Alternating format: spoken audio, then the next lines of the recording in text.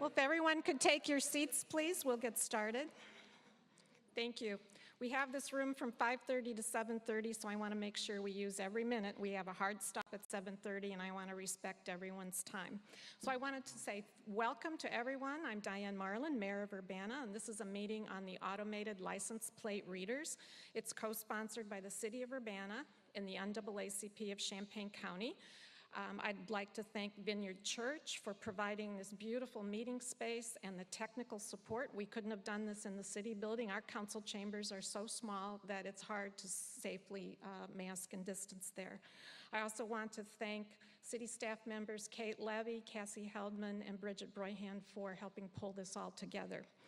I want to please join me in recognizing any of the elected officials who are here in the audience, and please stand so people can see you. I've seen Chris Evans, Mary Alice Wu, Charisse Hersey, and Chris Storr. So we have 3 city council members and a Champaign County board members. So thank you for being here. And with me tonight on the stage is, of course, President Minnie Pearson of the NAACP. It's not NCAA, it's the NAACP of Champaign County. Also speaking tonight will be Police Chief Bryant Seraphin and Deputy Chief Seraphin. They'll be giving you an overview of the readers. They will be followed by our Community Engagement Coordinator, Lamont Peppers, who will moderate the Q&A as well as the public input.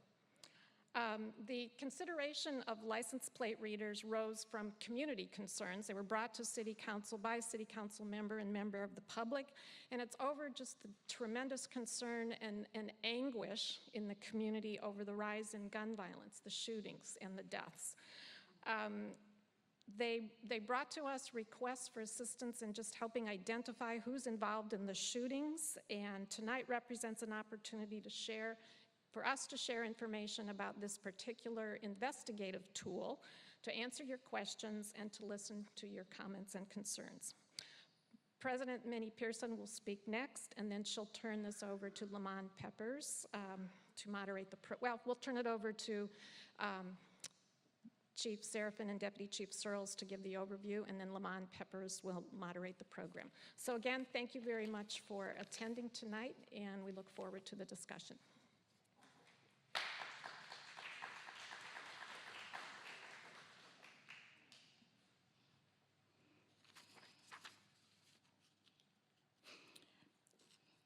Okay, everyone. The license plates reader is one of the tools that will be monitored in the public domain. Therefore, no invasion of personal policy occurs from utilizing record gathering therefrom. The information can be utilized as a law enforcement tool to protect our community from gun violence, even if it's for a short term. Allowing criminals to hide behind fallacious private claims does a disservice to our Black community and impairs the safety of all of our citizens. We, the NAACP Champaign County branch, supports transparency and legal legitimate means to identify criminal activity and increase the safety for everyone in the Urbana community, no matter what their address is. Good evening, everyone.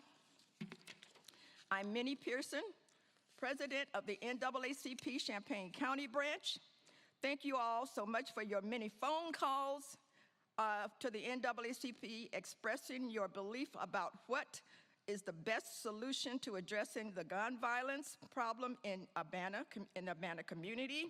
We are all very concerned about gun violence, and we want to know what we can do to stop it. I have listened to both sides express their lived experiences, hurt, fears, and being shot, and a fear of retaliation. Some of you have expressed that you still are grieving over the losses of your loved ones and the cost of what it is to have a funeral in Urbana. Black lives matter. To me, Black lives matter. Of course, all lives matter, but Black lives matter because when other people are killing us, there is an uproar. there's marching, there's hooping, there's hollering, and so Black Lives Matter. But when we are killing people nowadays, 2 or 3 days after, it's like nothing ever happened. Black Lives Matter, not just when other people are killing us, but black people are killing black people. We're too quiet about that situation, and we need to have a conversation about that. That's why the NAACP offered to help host this town hall meeting tonight with Mayor Marlin and the city of Urbana to help provide an opportunity to hear from the Urbana community with their concerns and hopefully offer solutions. We want to hear concerns and hear solutions that you can offer us on how we could stop the gun violence or slow it down or do whatever it takes to make it go away, because people are hurting.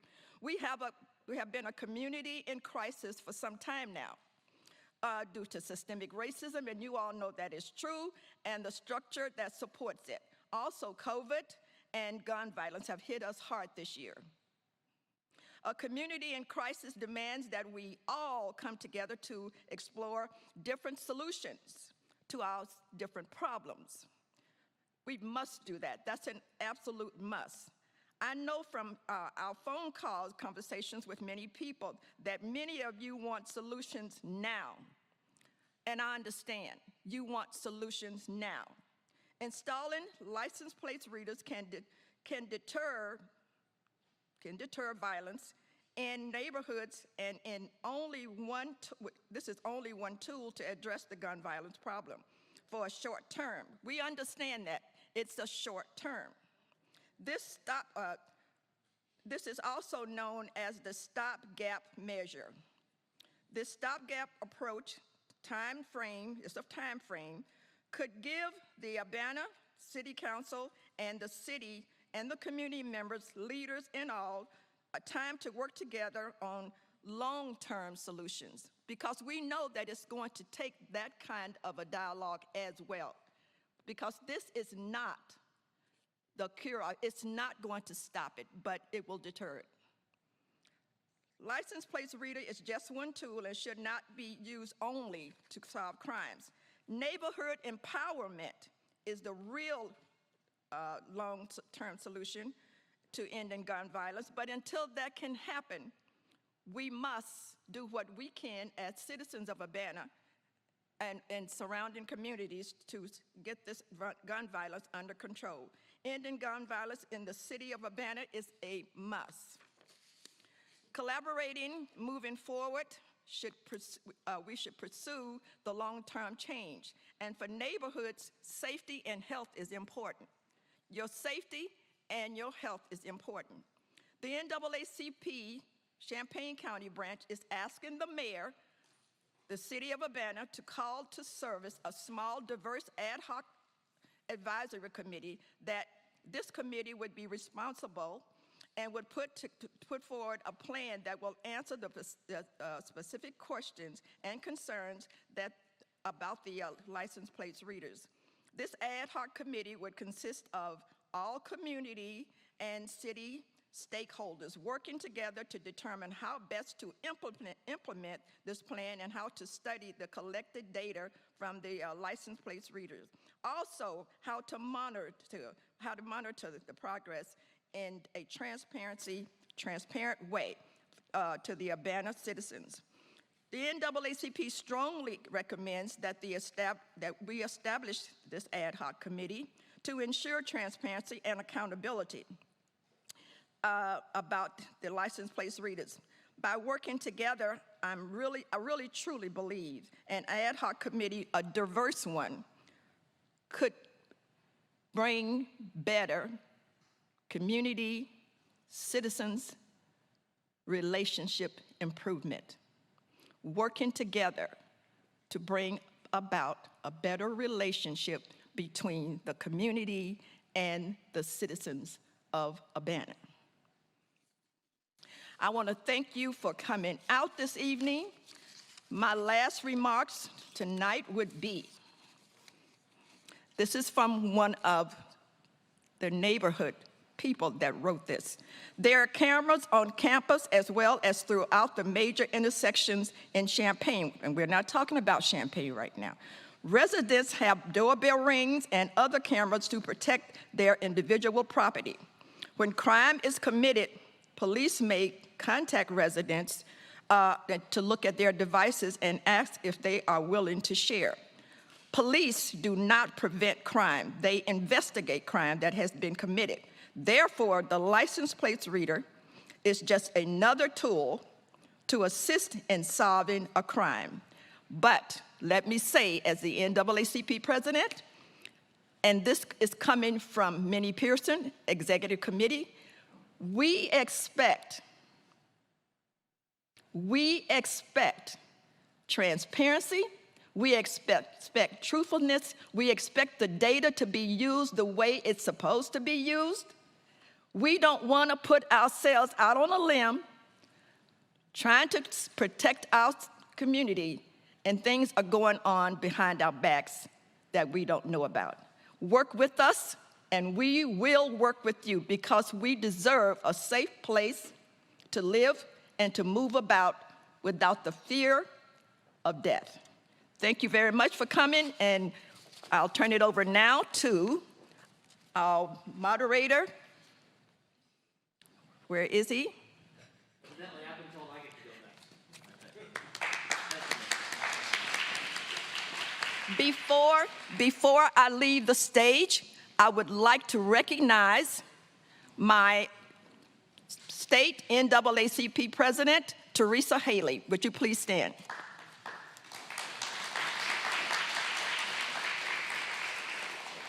Also, I want to recognize Robert Moore from the state U.S. He's a retired U.S. Marshal. Stand up, please, if you would.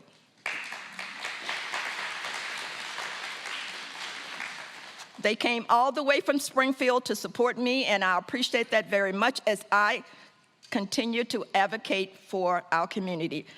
And I promise this is the last thing. This would be the last thing. My ultimate goal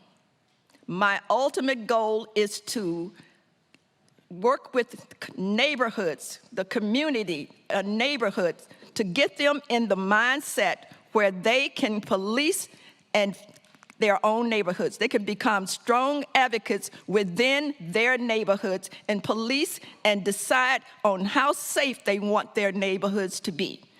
And that involves working with the city leaders to make sure that we equip those neighborhoods with things that they need to police and become a strong neighborhood within their own rights. Thank you very much.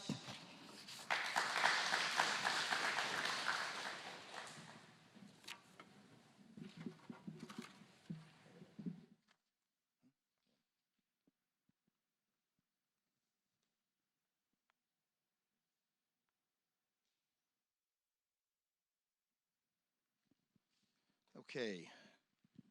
Ryan, am I good? Okay. For those who don't know me, my name is Bryant Seraphin. I'm the police chief here in the city of Urbana. I have two housekeeping things I've just been advised we need to make sure and do. Bathrooms, straight out the door, through the lobby as you go down the hallway, and then they'll ultimately be on your left. So we'll take care of that. In addition, we are live streaming this, so just be aware of that as well. Thank you for attending tonight. There's a lot of different places people could be tonight, and you chose to be here. And so for that, I thank you. That shows you have interest, and whatever your position is, that's why we're here. The main reason, though, is to make sure that we can provide some focus on this topic, that we can try to make sure that everyone has the right information. We can try to make sure that we're all talking from the same book.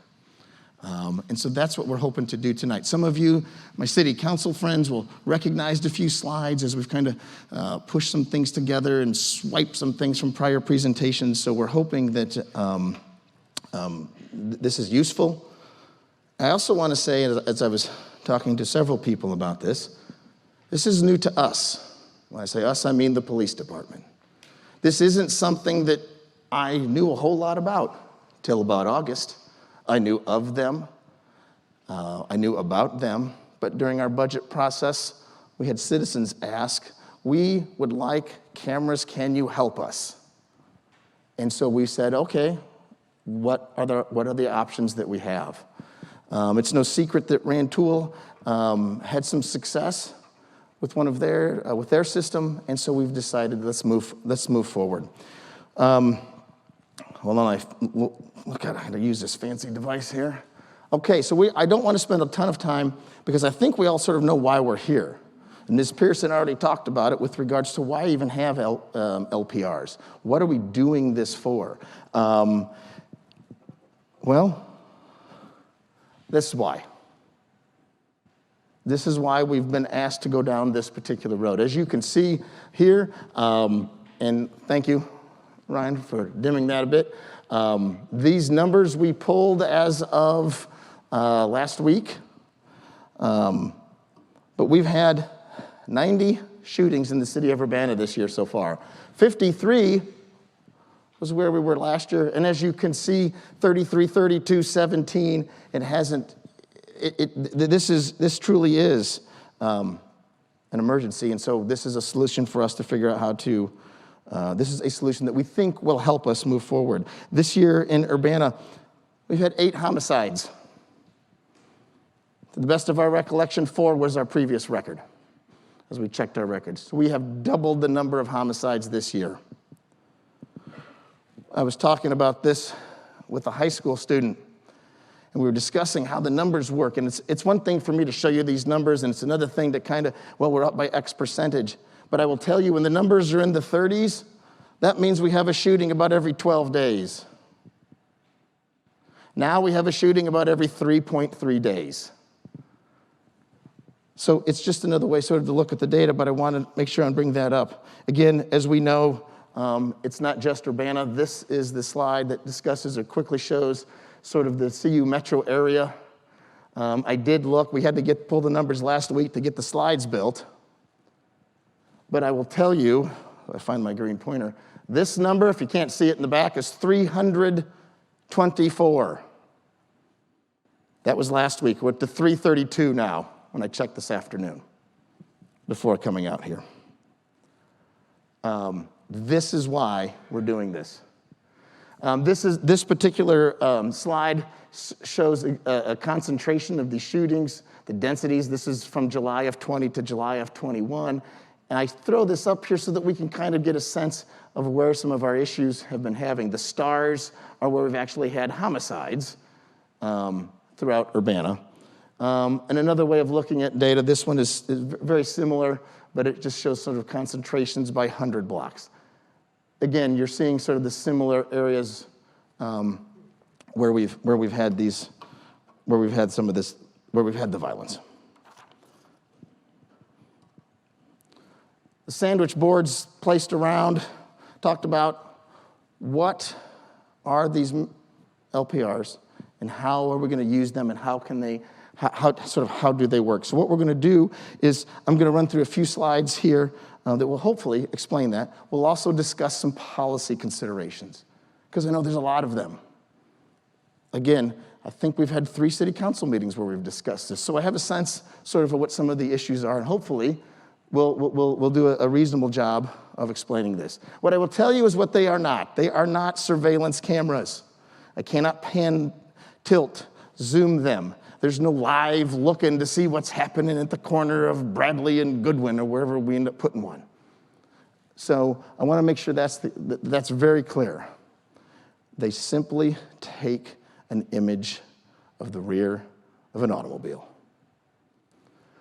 They're not red light cameras. They don't do any sort of speed. They simply are taking an image of the back of a car. We're not using them for any sort of registration or city ordinance violations, and we'll kind of get into a little more of that later. We're simply using these as a law enforcement tool, as an investigative tool. There's all sorts of tools that we have. When we send our recruits to the academy, they get these belts with all this stuff, and we teach them to use all these different tools depending on the situation. And just like a carpenter who's got a speed square or a table saw or whatnot, it's just simply another tool that we can use. Essentially what these do is, again, like I said, they take an image of the rear of a car, and they'll recognize it's a motion is the triggering sort of event. And then these use different algorithms that I don't know about, but they use, and they then can determine the plate number, the state, the special subcategory. As we know, so many people have different plates now. You just don't have an Illinois license plate. You have a Go Chicago Cubs license plate, or in my case, you'd want a Go Chicago White Sox license plate, or an Illini, or breast cancer awareness, or whatever it might be. The software behind this helps to interpret that, and that is an absolute key, and that's that's part of what you pay for with regards to these cameras. It will then do a check through local, state, federal databases. We'll come back to that a little bit more. And it does it automatically. One of the things that I've talked about with these things is that if you pictured somebody sitting in a lawn chair, writing down every plate that went by, the date and the time, and they wrote red Toyota ABC 123, and then they would make a phone call and check the databases, and then hang up, and then go on to the next one. That's what that does automatically, and it can do it over and over again, and do it rather, and do it with incredible speed.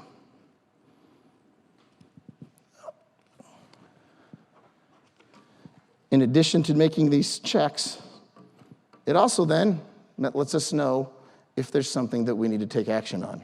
So for instance, there's a stolen car that we're to go through. There's a car that's involved in it's been flagged as being involved in a murder in Champaign, or an armed robbery in Rantoul.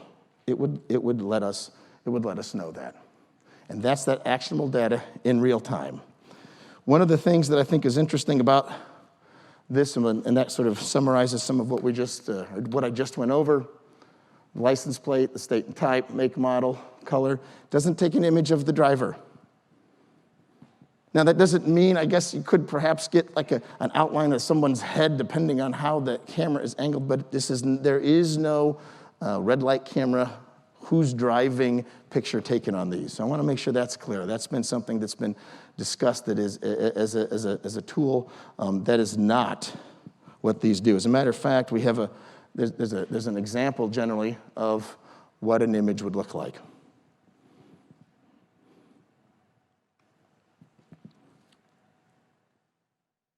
What do they look like? What does an LPR look like? It's the size of a shoebox, I suppose. And we can put them in different locations, or in different installations. So whether they're solar and cellular, whether they're hardwired in with electric power, whether it's on an existing pole, or we have to actually put a different pole somewhere, we are able to use what exists, or if we have to alter it and use our own installation pole, we can indeed do that. All of the ones that we've discussed are stationary. We're not talking about any mobile ones. Sometimes you'll hear about them in cars. We've seen, as people read on the internet, we're not using any cars. Those are not mobile. The devices that we are talking about here are stationary in the applications that I've just shown. So that's sort of what they are. That's generally about how they work. And then there's policy considerations. I've read quite a few articles recently. I keep getting them from council members. I get them from citizens. And I've read quite a bit on this. I have read different policies, whether it's local policies like Champaign, local policies like Rantoul, policies from Texas, policies from California, reading model policies from the International Association of Chiefs of Police. What do they have? And so I think at a council meeting maybe a week and a half ago, we set out and at least put out, this was a draft, and we've gotten feedback. And we've actually been able to say, okay, we can make some changes. So today we're not necessarily going to go over the policy, but we're going to go over some of the considerations within it. I talked about the hot list And it's kind of a term of art within the LPR community. As you can see, essentially there'll be 3 subcategories within the list. LEADS, which is the state of Illinois system, NCIC, which is a national system, and then there's the local hot list. And so that's where we envision things like, hey, we believe this car is wanted involved with regards to a armed robbery. That truck is wanted in regards to a murder. And that local hot list, we've had several discussions on trying to determine what exactly do we want to use to put in there. Like I said, we're not using this for barking dog complaints. We're not using this for someone's stereo is too loud. We're not using it for those things. We want to use this. Remember, the guiding principle for us to even explore this was shooting violence and gun violence. And so that's where we want to make sure that we focus our efforts on this. I find it interesting as we've had some discussion, and when it comes to the local hot list, be on the lookout. That's something that the BOLO, that's something that a lot of people have heard of. We've had local hot lists for years, for decades. Hey, we think this is, and it's been much more of a mishmash of, hey, put this out, and we have notes at the beginning of the shift, and the sergeant will say, hey, there was this event happened, and we think that was the red Camaro, and here was the partial license plate. This increases our efficiency and makes us a much better and more accurate tool. This does not check Secretary of State records. That has come up several times in community discussions. This does not determine if the registration is valid. This does not determine who the registration goes back to. This does not determine whether a driver's license is associated with it. This simply is that notebook of the person sitting in the lawn chair writing down the plate that went by. They make a big sweeping check over those databases. And again, those databases are where we find things like Amber Alerts, missing persons alerts, silver alerts for older, more seasoned citizens. That's what we're checking. It does not check Secretary of State. Now, after the fact, in that notebook, and this is the last point here on this particular slide, it talks about investigations. We can search for suspects afterwards and see what, indeed, did a car go by that we want. We can search specifically for a particular car. We know this car, we're looking for this plate. ABC 123, did it go through that one? We can do specific searches. And then we can also look for more generalized things that we don't know exactly what we're looking for. All we know is that there was a white car. We can also look for a white car at a particular time and place of a crime. Again, because of our gun crimes and our shooting incidents. The data momentarily on the camera before it gets uploaded. So there's no data stored on the camera. They get stored on servers off-site that are CJIS compliant, and there are IT people that could explain more, but that is secure, and I have all the confidence in the world in the CJIS compliant cloud servers. We have access to the data, and we own the data, but it's not on site. I will tell you this, again, we only keep it for 30 days. Well, I read different articles and thought about this. One of the things that you'll see is that as we have concerns, and the ACLU has come forward, and we've talked about concerns, how long do you keep the data? And you'd read these ridiculous stories of somebody had it for 5 or 6 years. We don't want to do that. This is about having it for 30 days, a reasonable amount of time for us to do what we need to do, and then have it roll off. So we will not be keeping data for long periods of time. The other thing I should say here, no data is sold to a third party. So that Flock doesn't, that's not part of their business model. They do not, we will not be selling any,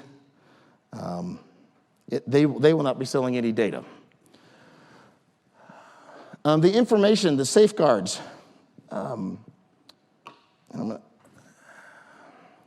clearly, this is for official use only, okay? So we wanted to say that right away at the beginning of this.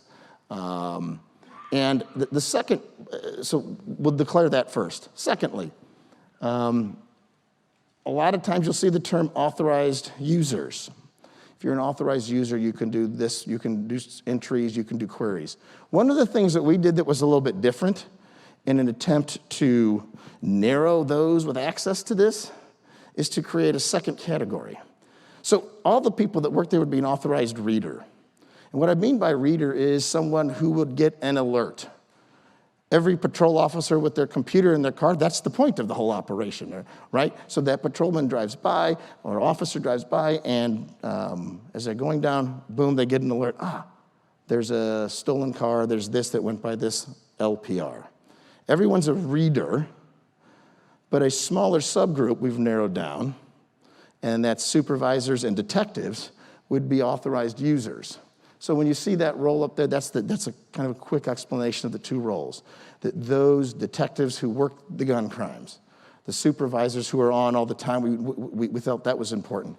So that they could get in and take things off a local hot list if it needed to be, that they would have that capability. But not every police employee would have that capability. We would audit the queries that were made. Did they fit the parameters? And to have a couple of people at least have eyeballs on that take a look at that. So it's not just one person, okay? So again, we talked about the 30 days. Let's see, we'll move on here. Continuing some of the safeguards. When we talk about LPRs, I will usually hear stories, horror stories about someone, a family that this horrible thing happened to because somebody, their plate registered. We want to make sure, there was a hit on the LPR system. We need to make sure that they're accurate. Flock, at least the current company we have, states 93% accuracy. Older systems at back, and I've heard some of these numbers sort of brought up, are like, oh, there's 30 or 40% error rates in all of these. That is not our understanding about this particular system, is that there's a sense that it is, at this point, it's been reported to us as 93% accurate, and so at this point, I just wanted to share that stat, because that's something that I think is important in here, that it is accurate. Despite that, the officers have to make sure when they get a hit and they're alerted, they have to now go and confirm that before they take any action. And I don't know exactly what that action is, because it sort of would depend perhaps on what the hit might be. But I wanted to mention that. One of the other things is that if someone misuses it, that is unacceptable, and they shall be subject to discipline. So I think that's some of this, the highlights of some of the policy concerns. Again, I know one of the draft policies has gone out, and we've actually, I think a couple things might have even changed since then. So what I would like to do right now is ask Deputy Chief Searles to come up, because he has a couple of points with regards to placement and how and where and those types of things. So I will politely hand this off to him, and then I'll come back up and we'll close this part of the presentation out. Good evening. Can everyone hear me? All right. So essentially, there's two ways that license plate reader systems are placed. The first way is essentially a perimeter around a particular area. In most cases, it's a city. The second way is actually focusing on areas with higher levels of violent crime. If the city of Urbana proceeds with license plate readers, we intend to follow the second and use violent crime data to inform our placement of license plate readers. There's some art in this, there's some science in this. The science is, again, based on violent crime data. Some of the art takes into consideration things like a likely path that someone might use. So, for example, in certain neighborhoods, people tend to use certain streets. There might be another way out of a neighborhood, but some streets are used more than others.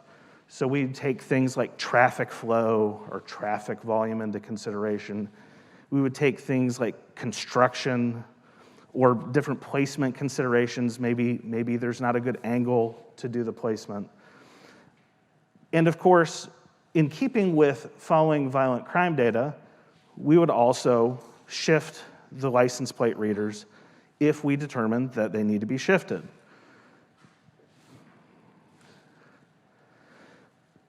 So here is some crime information, again, in the form of heat maps. You saw some shooting data a little while ago.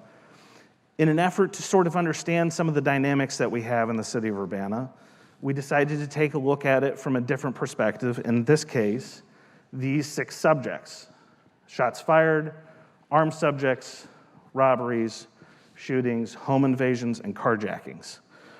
And I apologize for the coloring, but the darker areas represent higher densities of violent crime. And I see some folks trying to snap some photos. I'll get you some close-ups in just a second. I just wanted to give you a sense as to what things look like in the city of Urbana. This is the north half of the city of Urbana. This road right here is University. I use that as the boundary. As you can see, we have several pockets of more dense crime using those 6 crime metrics. This is the south half of the city. Again, we have several areas with higher densities of crime. And these are the sorts of areas that we would look at trying to use the LPR systems to protect, to gather information, to assist detectives, to assist patrol officers in investigating those violent crimes that we're talking about. So I believe the chief is going to come back and discuss sort of the situation in Champaign County generally with respect to license plate readers.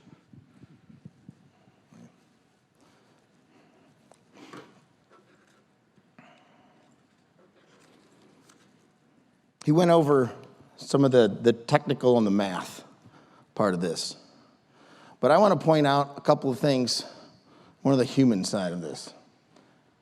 Everyone has been talking about Prospect Avenue and what happened on Sunday afternoon.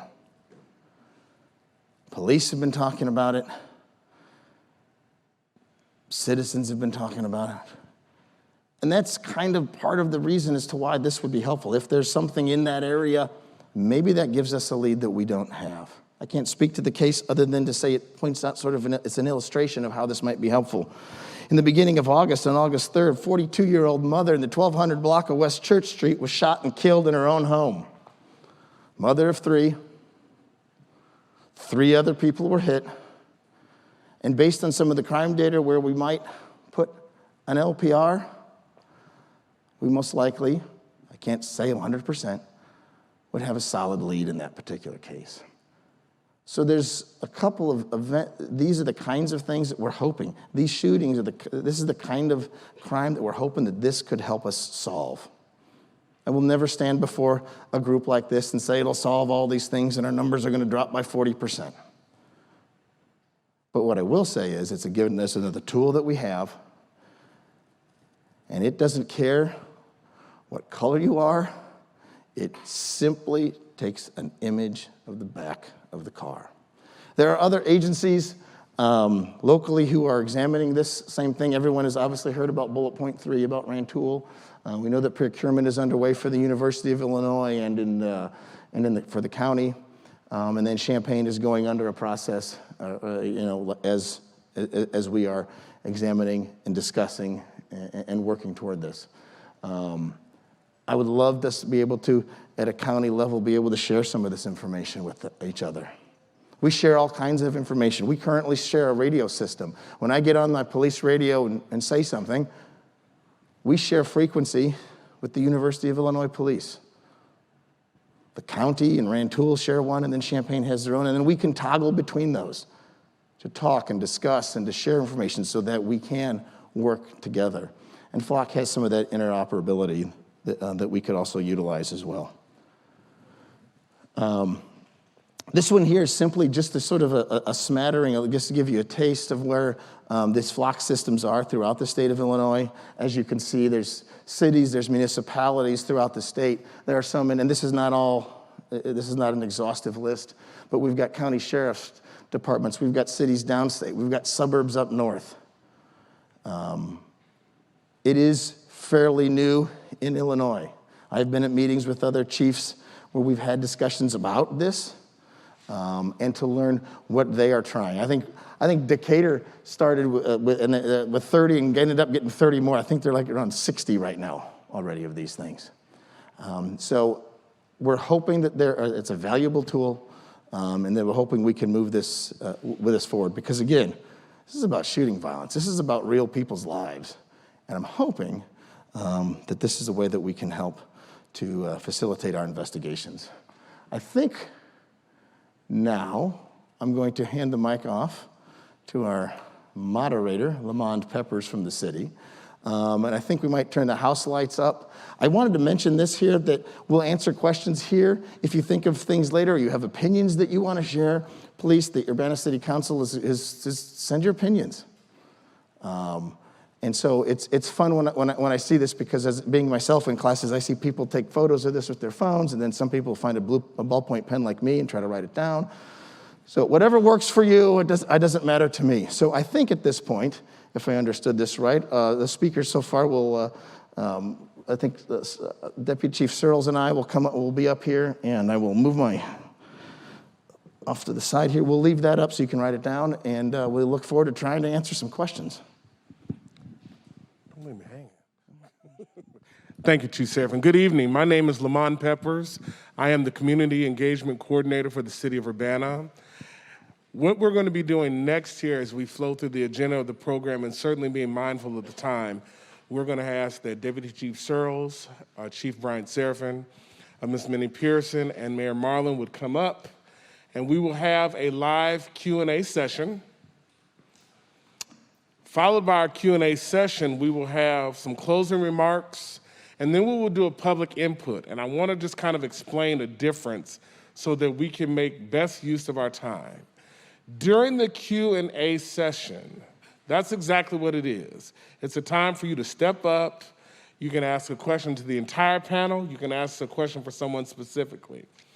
What the Q&A session is not, it is not a time to get up for personalized commentary. We will do that in the public input, and at that point, those of you who wish to participate with whatever time we have left, each speaker will be allowed 4 minutes with a hard end time for the program at 7:30. So I just want to illustrate the difference, because I know that sometimes materials like this and then the presence of these distinguished leaders can bring about feelings and emotions of wanting to share. There's a time for that. This just isn't that time. But at this time, if we have people who are in attendance, and certainly we thank all of you all for being here, and you have a question, we do have a microphone. Are we using yours? We have a microphone right here. If you step up, you can address your question to the panel as a whole. You can address your questions to someone specifically. But this is a time to ask questions about the ALPR system, its placement, its usage, anything else. So at this time, we'll go ahead and we will open it up for our Q&A. If you have questions, if you step right over here to Kate, she'll hand you the microphone there, and you can fire away. If you feel comfortable sharing your name, please do. If not, we understand. Hi, thank you. I have some really easy, brief questions. My name's Amy Felty. I'm from Champaign. The images are only taken of the back of vehicles, is that right? Yes, that's right. So at an intersection, if you have cameras set up, do you have 4 cameras around so you're looking at each intersection point going forwards, or what? I'm not sure, and Rich might have a better answer to this. I'm not sure we know the answer to that just yet, so watch me do this. I knew he was going to do that. The system is designed to ideally take photographs from the rear of the vehicle. Is there a chance that the front of the vehicle could be photographed? Yes, there is. But it is designed to primarily take photographs of the front of the vehicle. This system, is designed to take photographs primarily of the rear of the vehicle. It is possible that the front of the vehicle is photographed as well. Well, the thing I'm wondering more than anything is if an intersection is, if that yellow line is one street and this is the other street, do you have one thing pointing this way, taking the back of cars going that way, and one over here and one there and one there? Yeah, so larger intersections with many lanes of travel will require multiple cameras to provide complete coverage. And then, yeah, how do you get the color of the vehicle at night? Great question. Fancy computer stuff.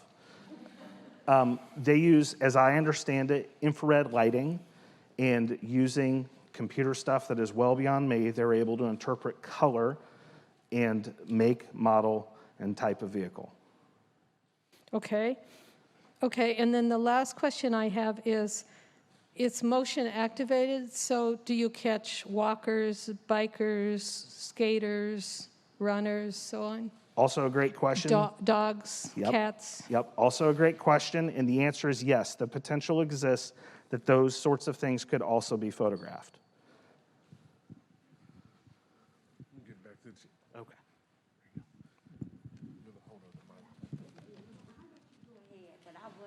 Okay, no, it's okay. You can go next. You can go next. Okay, thank you. Thank you. Mr. Peppers, now I don't know if this is a question or a comment. So can we do comments now? This is not emotional. I'm going to read this, sir. Q&A, so if you do have comments or... It might be a question. There's several. Well, let me start, and then you can let me know. Okay. It's difficult for me to stand, so I'm trying. I'm Reverend Dr. Evelyn Underwood, and the first is question, automatic license plate readers, ALRP. I agree with individuals who believe that the well-documented controversial reputation and questionable value of this tool, which is invasive, need more quantitative data on their effectiveness. And I think this might be a question. What verifiable data been provided to provide the ALRP, that the ALRP reduces gun violence? So that's the question, I guess. Yes, that's a good question. So with regards to whether it's going to reduce all of the gun data, or excuse me, the gun violence, like I said before, I don't know. There have been specific studies where it's shown where, and again, some of this has come through Flocks and other folks where they have said, hey, when we have this particular, after we installed it, they saw a 30% reduction of burglaries to motor vehicles. They've had X percentage, and some of that data we've pushed out already. And I know that we've had it in some prior discussions. I think maybe even the first one on September 20th. We had tried to address some of those things. But with regards to, and I think a lot of people have done a lot of studying, looked at scholarly articles. Does the university of this and that have a study on the total effectiveness?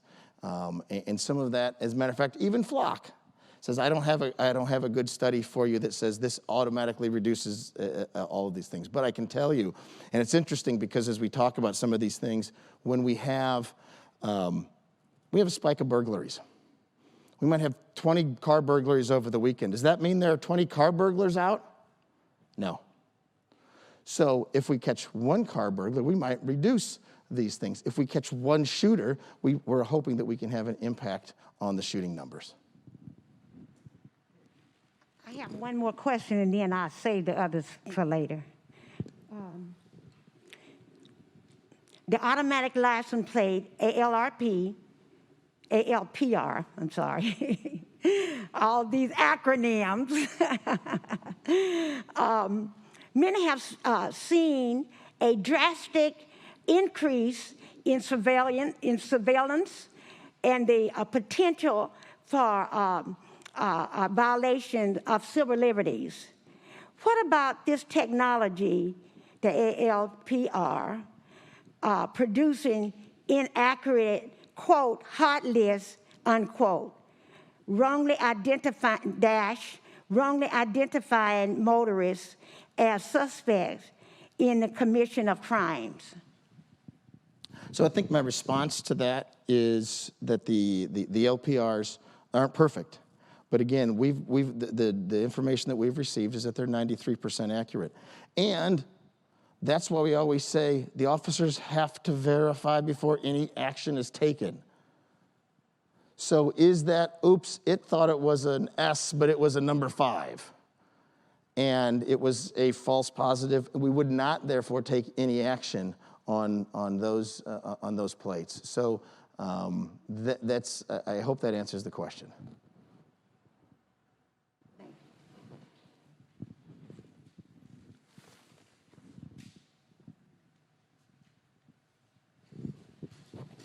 Hi there. Thanks, everyone, for hosting the community forum. A nice kind of beginning snapshot for the conversation. I'm Anita Chan. I'm an associate professor in the School of Information Sciences, and was just an interested community member that came out, and was just glad to see that a forum was being organized around just this topic. But also wanted to underscore that some of the concerns that community members have expressed around the potential violation of civil liberties are questions that have been well documented as well by various research and policy organizations. You don't need to capture a face photo to be able to profile essentially someone just by essentially just capturing a license plate. And just that data alone, essentially whoever's capturing that information, in this instance it's the police, can know not just where you live and where you work, but also who potentially your friends are, what religious affiliation you might have, essentially where you get medical services, who you're going to for healthcare services. Essentially, again, just being able to figure out and suss out essentially who's traveling and where. And various communities have also demonstrated, or at least as you all mentioned, we're not the first community to start to consider ALPRs. There've been a number that have been in place in communities for the last, I don't know, at least several years. I've only been looking at this literally since the beginning of our conversation, so this is not a huge, intensive research endeavor, but just looking, you can see that there are many communities all across the country that are using this, and also now many communities that are deciding to cancel ALPR contracts. I saw communities in Indiana, in California, in Arizona, just to name a few. And again, this is like literally a 15-minute research project. And then thirdly, the question about whether or not ALPR data, what happened, the notion of not selling to third parties is great. That's one really nice kind of boundary design, I guess that you could say, but there are communities now in California. I think Marin County is the one that I found or could see, where the community citizens from Marin County, California, are now suing actually the sheriff's department for giving over ALPR data. And this is in the last month. It's early. Where are we now? Last month, yes, it's October of this year, for giving up ALPR data to ICE, Border Patrol, and some other. And finally, last, to get to the question and to the point, it was to echo maybe the last Minnie Pearson, Evelyn Hammond's question, which was a question on the research capacity. We live in a university town, and a question of whether or not enough research has actually been done to look into the efficacy of these. Again, if we're seeing that other communities around the country are actually rejecting some of these. And secondly, if we are going to bring this in, do we actually have the capacity? Are there plans for any kind of oversight? Because as we know, with any kind of complicated technology system, acquisition is just one step, but it's not just one and done. There's always continual questions of having to check in and around the system. And so, and not to intervene oversight here, but excuse me, but do you have a concrete question? Sure, yeah, around the research, have these been adequately researched? Given, I've just mentioned 4 different data points there. I know that they were fairly, each one of them was fairly dense, but 4 different data points. Have we gotten more information than just from the vendors around this particular product? Has it been thoroughly and adequately researched by Let me different jump in kinds here. of... So I think the question around the research, when it was first asked, has been broached in that there's no data bank that says this is what they're going to do. Even Flock is saying that. Right. And so what we're going to do is that we're having this here to give, an opportunity to take the questions and give the information that we have not to, at this point in the program, to engage in the rhetoric. And so I certainly don't want to be rude, but what I do want to do is make sure that we give everybody equal opportunity absolutely. as we have a hard time. And I'll just mention again, the second question, I'm not sure that actually is an adequate response to the question of research. I don't think that if Flock itself is saying that there is no comprehensive, that they are not the source, they themselves may be able to say that they can't assess and suss out the efficacy of this, but again, we sit within a large research community. There are other means of being able to also gather other kinds of data sources to help out with this kind of question. And the question of the oversight board, I think, is the second one that I had. Is there plans for an oversight board? Could there be one that would be built? And again, it's not just about one and done. It's about continual systems, checks, and balances. Okay, thank you so very much. Okay, so with regards to, like I said, one of the things we will do is we'll be having an audit process to make sure that it is used within the policy and within those considerations. And so I wanted to make sure that that is clear. The other thing is that was said there just momentarily, and I think I have to address it, is the idea that indeed that can you sit and use this information to track someone so detailed that you can figure out where they go to get their medical care, because that, I think, was the allegation, right? Remember, it is possible. That's correct. But what I'm here to say is, again, remember, that's why I started with the very simple sort of model of think of it as a notebook where we've written stuff down, and only when we go back in, because we need to figure something out with regards to shooting violence. Can there be abuse? Yeah, and that's why we have to audit this, and that's why we have to have a couple sets of eyes on it, okay? Now, with regards to some of the data, we've done a lot, and I understand with regards to just coming from Flock, I get that. That's one of the reasons why Deputy Chief Searles had made several phone calls to some others, and I know that I apologize to our council members who heard some of this, but I'm gonna ask him to actually call some of these agencies. They didn't get this from Flock, we got their name from Flock, but what's been their experience? So sorry, the spotlight is a little too much for me. One of the places that I was referred to was the Joliet Police Department. And the statistic that I was given was that they had reduced crime by 30%. So I was given a name and I spoke with a detective from the Joliet Police Department. His primary responsibility was all things high tech. He wasn't a supervisor, he was just an average detective, and this is sort of what he worked on a lot. And I asked him about the 30% number, and he said, to be honest with you, I don't know.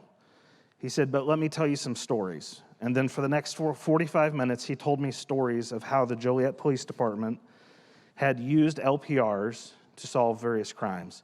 And I'm trying to recall some of the numbers offhand. I believe in 2020, they used LPRs to solve, I think it was 3 of 5 murders, and in 2021, I believe it was 2 of 4 murders that they've had year to date. One story in particular that he told me was about a series of armed robberies.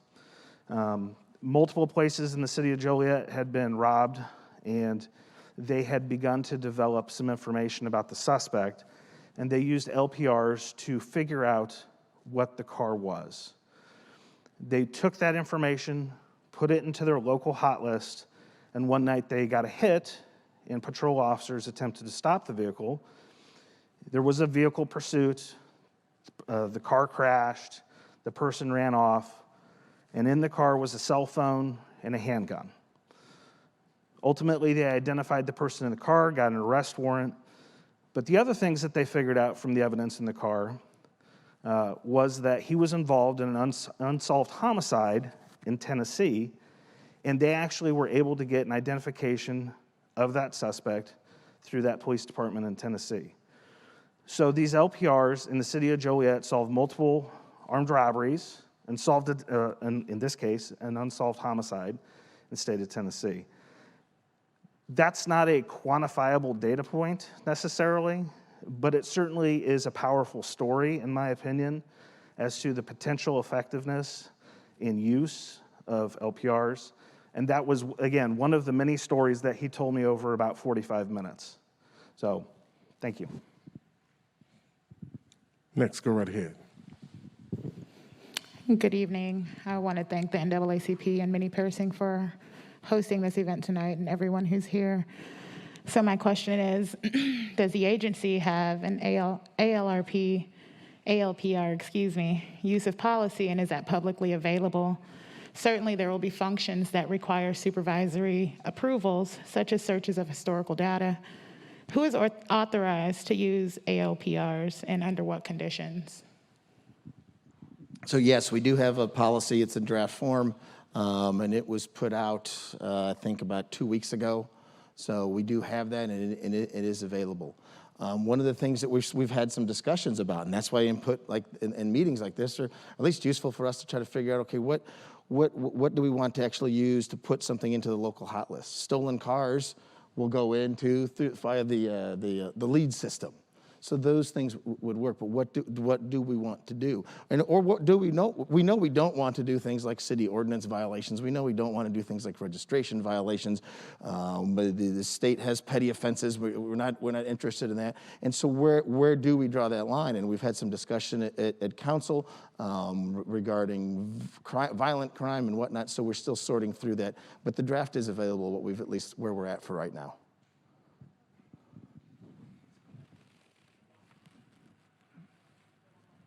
Oh, you want another? We're good? I guess as a follow-up question, I'd like to also ask what protections are in place to keep ALPRs from being used in a way that has disproportionately affected people of color or different socioeconomic classes. Thank you. So what right now with regards to the LPRs, what I will say is, and someone asks me about, well, where are we going to put them? That's why we went through some of the discussion about where are they going to be most effective for us? Keeping in mind that gun violence is the reason we're doing this. Keeping in mind that the areas affected by that, that's where we want to have this particular impact. And can we slide down and over? Again, with the funding that we're looking at, we're talking 20 cameras. So when we have discussions about intersections, if you want to get all 4 directions, pretty soon you've used up quite a bit of your stockpile of those cameras. So we're trying to, again, work with their experts, work with our crime analysts and with our folks who have knowledge of these areas, the officers who work these areas, and hopefully we can find an area that is, hopefully we can find something that's reasonable. But again, we're about areas, not about race.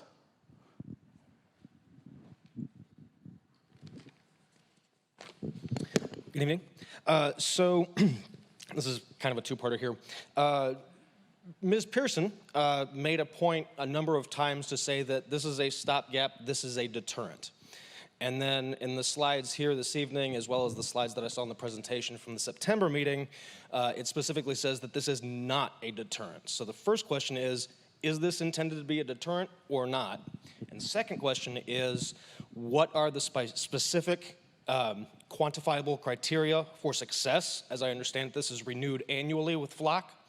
On the flip side of that, what are the criteria for failure, and what are the courses of action after each of those has been identified? If you claim failure after a year, are we going to pull these out? If you claim success after a year, are we going to talk about surveillance cameras with facial recognition technology, et cetera? So I will tell you that we could talk about specific deterrence or general deterrence. I would argue that I think these might provide specific deterrence when we actually find someone, arrest them, and pull them out. That person is specifically not going to commit any more crimes, or at least temporarily, whether not in the community. But I don't know that I've ever said that we think they're going to generally deter crime. What I will, and I'll follow up with your question, because I think it's a good one, which is, well, what does success look like in this? I'm open for suggestions. Is it a 10% reduction in this? Or is it a failure if it's a 20% increase in that? If we solve a murder, is that good? 1 or 2 or 3? And so my point is, I'm not sure I know exactly what it does look like specifically. I think there's a lot of different variables that we could talk about. I will tell you that indeed, I think this has been shared in the beginning. at some other meetings, and I apologize because this is, like I said, at least the third public meeting I've been involved in on this, but this is an annual contract. We don't own these cameras. And if we try it for a year and we go, you know what, we didn't solve a darn thing with these things. We've done all this. We're not interested in spending this money. That's a discussion that we can have. But I think, again, and I don't know, and I know everybody says, well, Flock's data, but if we had like, hey, we had a 30% reduction in this and that since we started this, I think that's a good thing. But I also can see a couple of small data points that might be helpful because we did indeed solve a murder, and that maybe that's enough. So to say we want to keep them. So I guess that's sort of how I'll answer to that, and I'll be interested to hear other people think if they've got other data points or other criteria or percentage of decreases or percentage of increases that they think are helpful. Thank you.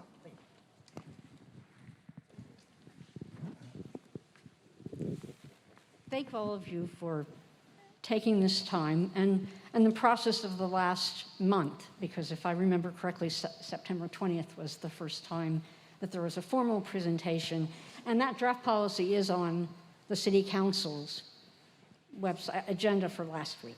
Anyway, so my question is this. You are emphasizing the value of interoperability, and I won't say that again, I'll say data sharing, because there are too many syllables, but as we go through this process in Urbana, if we're sharing our data back and forth with these other local police forces, will there be a process by which we look at their policies and see if their safeguards are equivalent?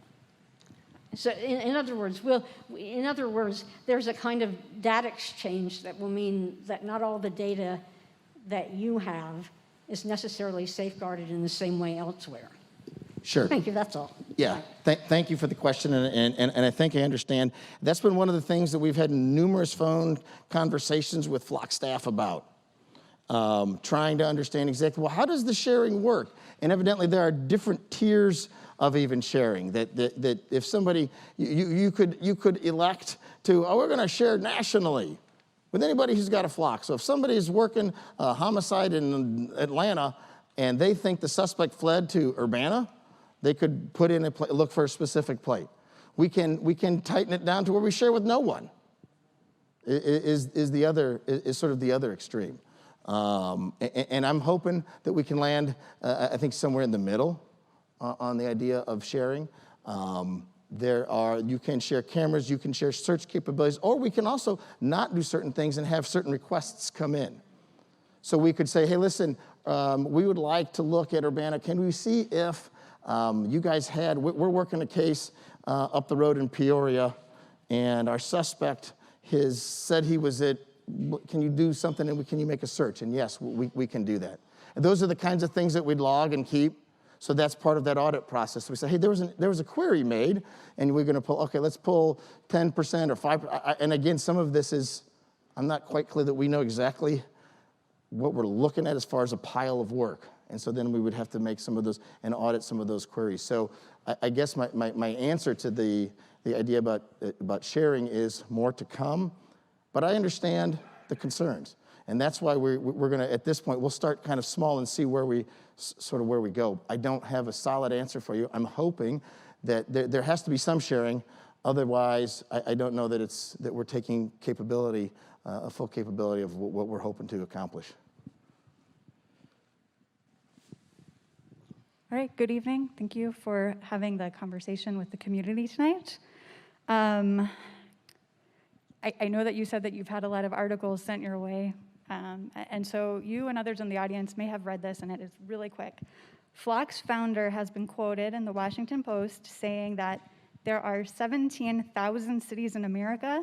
Until we have them all, we are not done. I believe that means that we're a target for Flock technologies. Can you speak to why we're having a conversation with Flock and Flock technologies directly and not identifying a procurement process to compare products in the marketplace and receive bids from different providers about technology? What excuses this process for an expensive purchase for the city from procurement?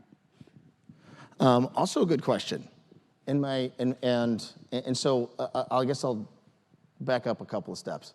So when we were initially approached about, at least through the city budgeting process, by Sharice Hersey and Linda Turnbull, we had some discussions regarding that there was to ask for cameras.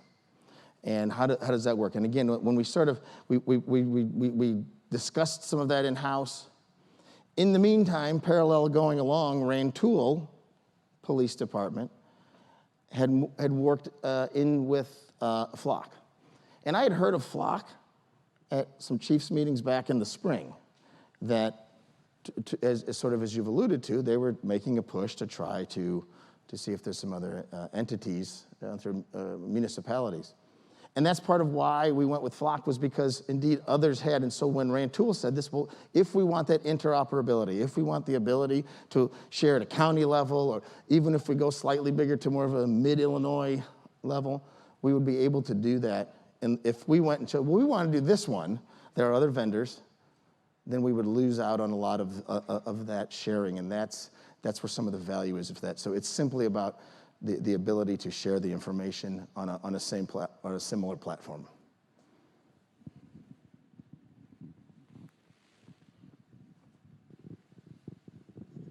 Good evening. Thank you so much for organizing this. I've learned a lot more today. I have 3 simple questions. But first, before I ask those questions, I'd like to ask everybody to please look around this room. Yes, I will, but I have to say that the empty seat that we see here could have been filled by Urbana family and hardworking teachers. They cannot be here today because it's a parent-teacher conference.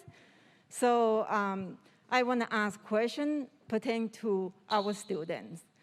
Out of the 90 shooting and 8 homicide, how many are youth-related, if you have numbers, if you know? That's number 1. Number 2, would you have any plan to go and talk to school communities about this? Number 3, the last question is, if this process approved, when can we expect this system? Because we parents, I am a Urbana citizen, I am a parent. I am tired of seeing our students got shot and killed. Every morning that I have to look at the news, I am very concerned. So I hope you can answer those 3 simple questions. Thank you. Okay, don't go too far in case I forget a question. With regards to planning for discussions, our plan was to have 2 town hall meetings. These have been streamed and they are recorded. They'll be recorded as well. So hopefully if somebody didn't get a chance to be here, they can listen. And if they have any input, they're free to send that there. I think the first one was about the 8 homicides and the 90 shootings, and whether or not we think what the impact of ALPRs would be on those. How many youth got shot and killed? How many youth?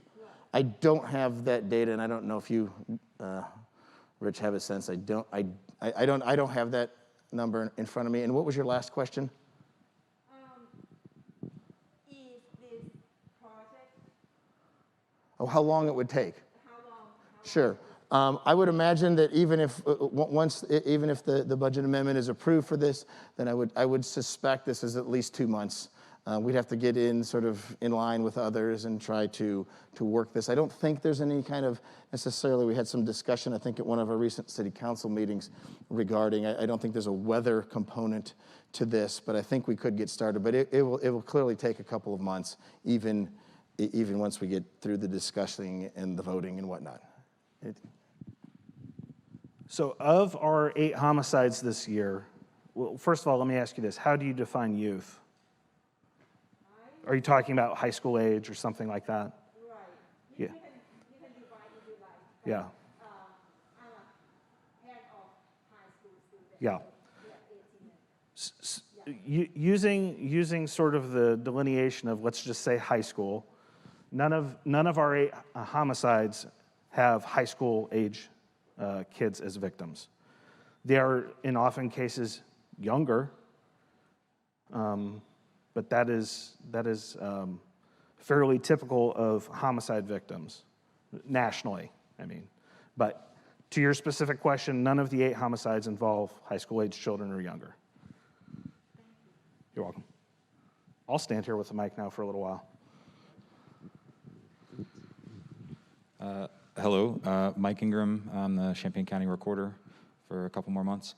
I'm glad that contract length got discussed. That was one of the questions I had. I hadn't heard that specific number. Is the annual renewal, is that something that the council will always renew? Like, is it in council's hands every time that the renewal comes up?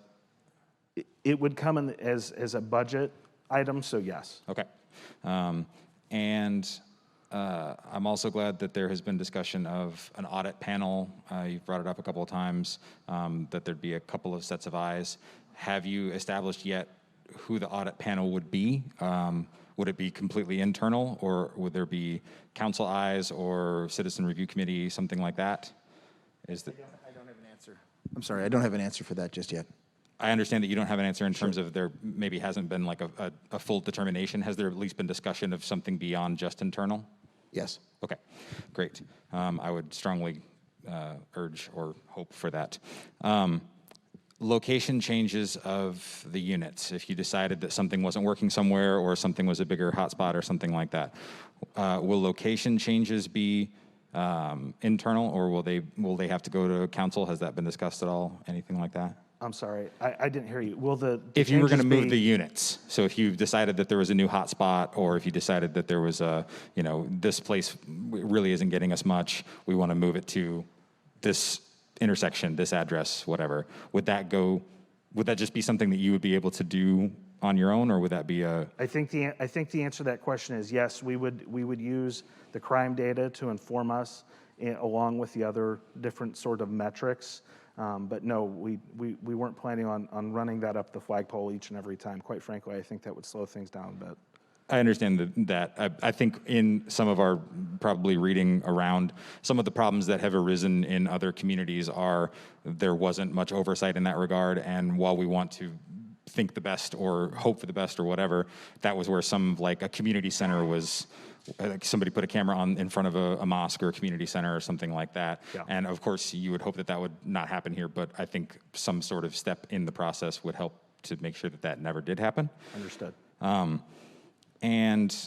Finally, and I hope you'll give me just 1 second here.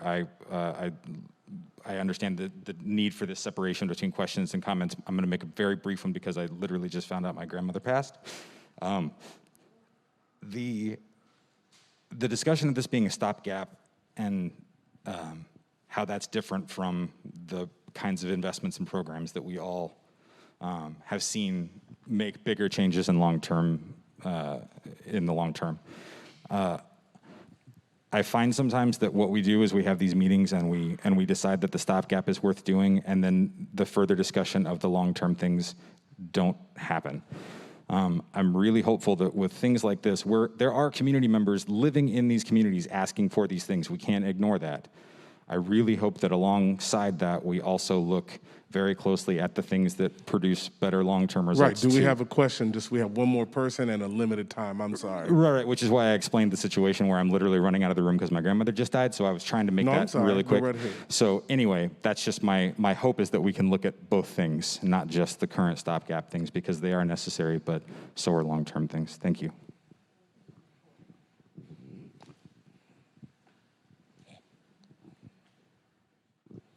Good evening. My name is Miriam Larson, and I also appreciate this forum and the chance to ask questions, and also just the care that's demonstrated here by people coming together to try to find solutions. I have similar concerns that this isn't a solution, that there's no evidence that this is a solution. In fact, Flock Safety was founded to address nonviolent crime. But one of the questions I have is whether license plate data will be FOIable. It is not clear to me that, I have heard that, and haven't been able to find an answer to whether all that data will be FOIable by the public, which I think presents some public safety concerns. So based on our initial workup and consultations with the Attorney General's office, no, it is not FOIA-able. Okay, thank you. And then I would echo others' concerns about having a criteria list. I think that's extremely important in also testing whether this is in fact a useful use of money for addressing gun violence. I think we know that there are folks in the community doing gun violence prevention work, and I'd really like to see us focus on gun crime. I wonder, will you have a criteria list? Will you have a criteria list added to your draft policy? I'm sorry, what's the question, please? Will you have a criteria list for the kinds of crimes that this can be used to address? We will have a criteria list, yes. Excellent, thank you very much. I think that's all the questions I have at the moment.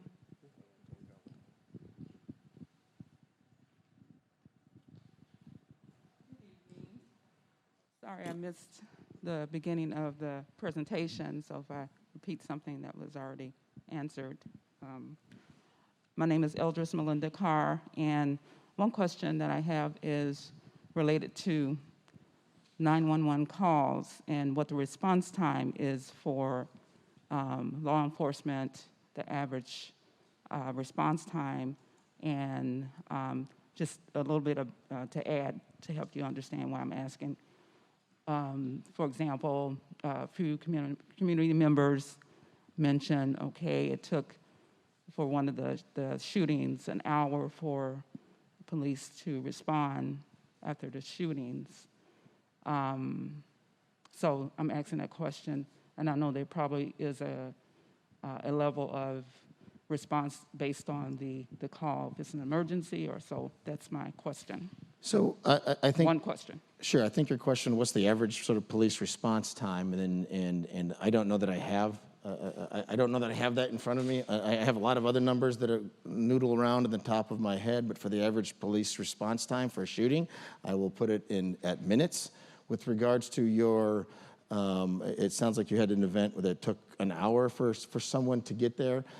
Sometimes in those sorts of situations, what I like to do is get all the facts and circumstances, because sometimes there's a report, or sometimes the fact that there was a shooting didn't get relayed adequately, and so I don't know that I can comment, unfortunately, on the event that took an hour.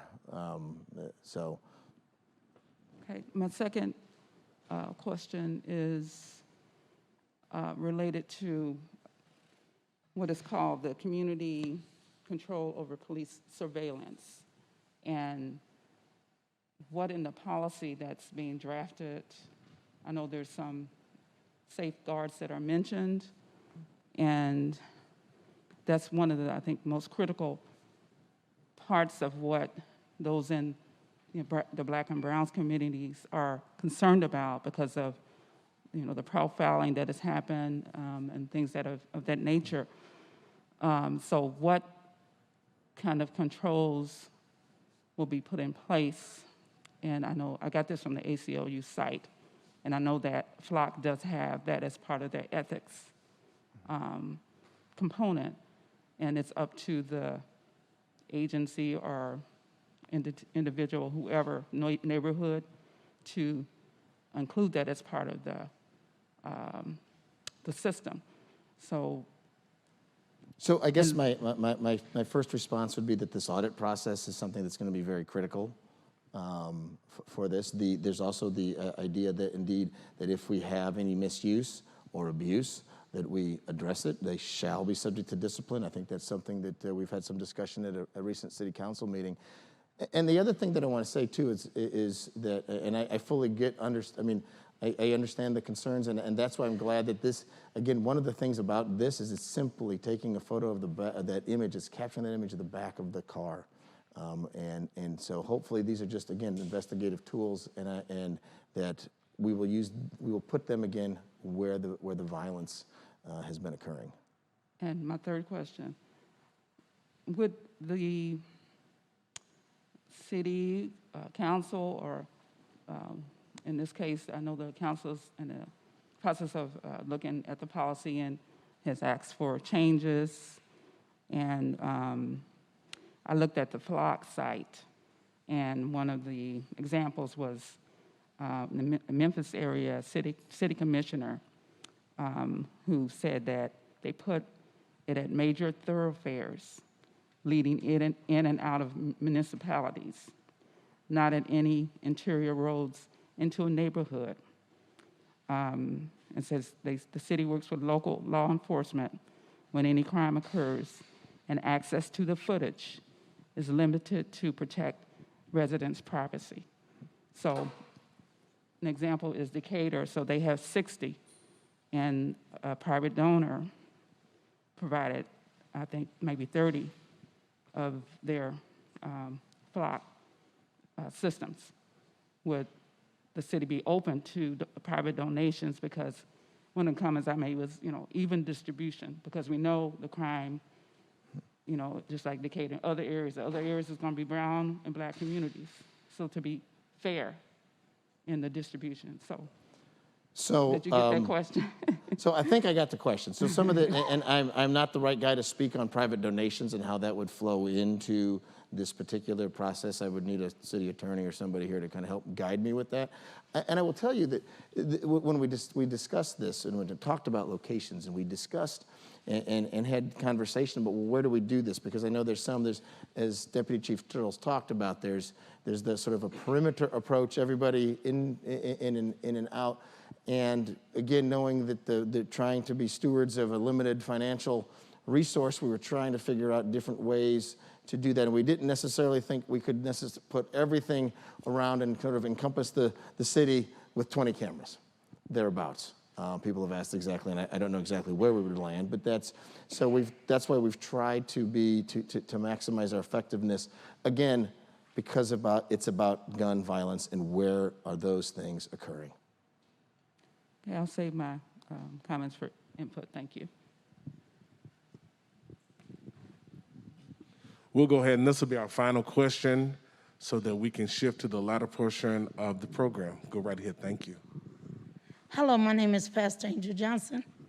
I live here in Urbana. What will be the outcome first for a person who's been identified as the driver of that vehicle with your cameras catch, okay? When they catch the license plate, the tail end of the car, when they catch that person, how do you go about, how do you come up with an idea and say, that license plate just got captured, let's go get this guy?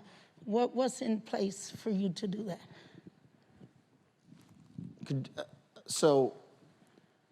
I guess I'll respond, and then you can clarify if I kind of mash this up a little bit.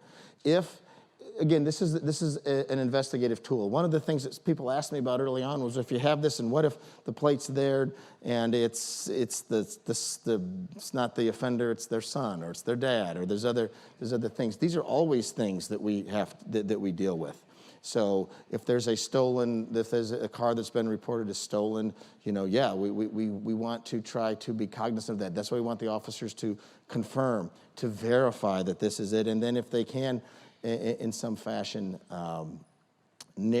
be as certain as possible, those are the things. So we would try to confirm as best we can, I think, is my answer to that, if that's what you're asking about. Yes. Okay, yes. And then I have a question like, okay, you guys have cameras already in place. What made you decide that you didn't need more cameras, but say that you wanted to go with the license plate readers? So Urbana does not have cameras in place. No, excuse me, correction. Let me say it like this. So the cameras that was on Aaliyah Lewis when the police took her down, what made you come up with the idea? Like, how did you solve that crime? You solved them by them cameras that you wore, right? And then the two ladies that asked if we could get cameras, how did you come to the question of maybe we should get license plate readers instead of the cameras? It's a good, so first of all, with regards to the other event, those cameras were body cams, squad car cameras, but the city does not have, we don't have any, I think people have talked a little bit about the university has cameras all over campus area and in their buildings and whatnot. We do not have, the city does not have cameras around town outside of when the officers have their body cams or squad car cams. One of the things with cameras is that if you just put cameras in certain areas, how effective are they? How detailed are they? Am I just going to get another shot of a blurry black Toyota driving by that we can't see? The nice thing about license plate readers is, although it won't necessarily show a whole event unfolding, perhaps at the street corner, but it will show that car going in and out, and it's about trying to get actionable data. And when we have an actual license plate that's been captured, then we can actually, that's much more accurate. We've had discussion early on, I think in the first night, regarding witnesses and people trying to provide information. A, do they even want to come forward? And B, is the information, how valuable it is? So we're hoping that these being automated, and there's no pan, tilt, zoom, there's no human input on them, they're just taking those images. So the two ladies that requested cameras, will they be getting a request? Would you consider the cameras? Would you consider it at all? Well, I think what my preference right now, so let's play this through, and the two ladies that asked, I think, are around, and they might be able to have some chat, but a little bit later, I think, I'm going to hand it over to him to this.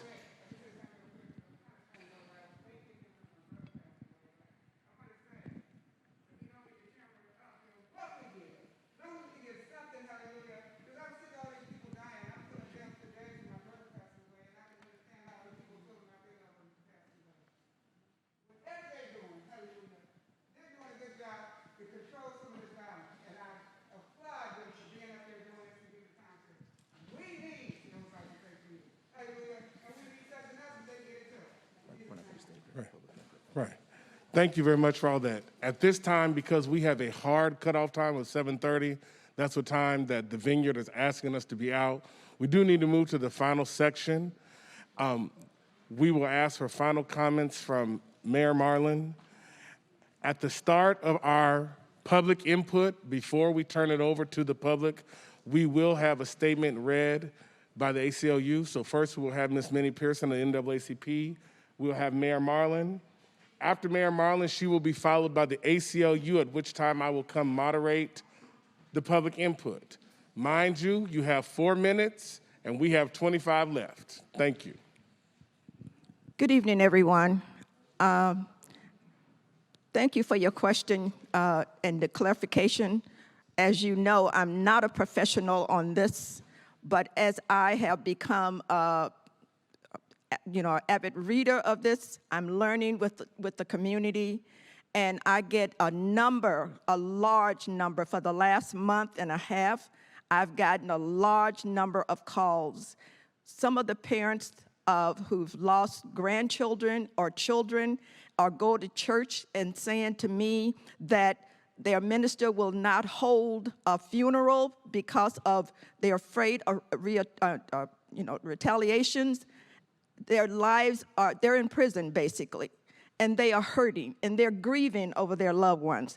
And it seems to me, when they call me, I don't have the answers for them. So I'm a listener, and I try and take as many notes as I possibly can.